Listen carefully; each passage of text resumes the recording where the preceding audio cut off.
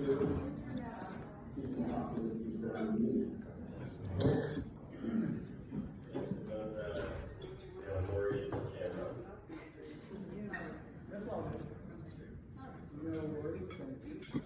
afternoon.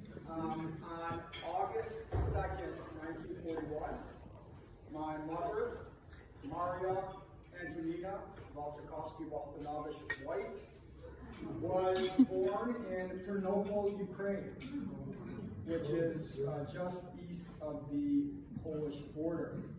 Not long after she was born, the Bolsheviks invaded, the Russians, communists, and her family had to flee by train to not be killed.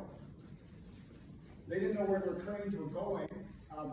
My grandfather almost didn't make the train, so it was almost my grandmother, who I call Babcha, and my mom, who was just newly born, and then luckily my grandfather made it on the train, which they didn't know where it was going, but it took them right into the middle of Nazi Germany, where they spent the next 5 years trying to survive and fight for their lives and run from Allied bombings and run from the Nazis. My grandmother had 2 children during the war, or 3 actually, one of which got ill, and she walked 10 miles to the nearest hospital, at which time she arrived and the nurse told her that her baby was dead.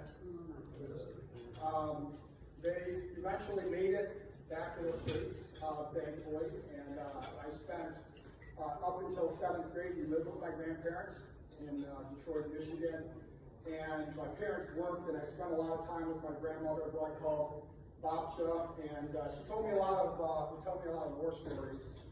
One of which I remember, she told me that she had to stick a hanger in a lamp where the light bulb would go, so that she could toast bread lightly for her children, so her children had something a little bit warm to eat.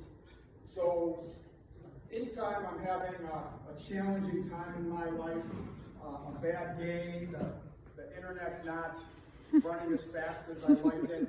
I remember several years later, just recently, I asked my mom, Mom, like, how did Babcha get through all this? How did you get through all this? What was she like? Was she freaking out because of all these challenges and trying to save her children from all of this terrible, terrible travesty and pain? And my mom said, she just approached everything like it was a new adventure. And she never complained. She always did everything she could for her family. I never remember her complaining about anything. And she just approached these challenges as a new adventure. So anytime I think I'm having a challenging time in my life, I think about that.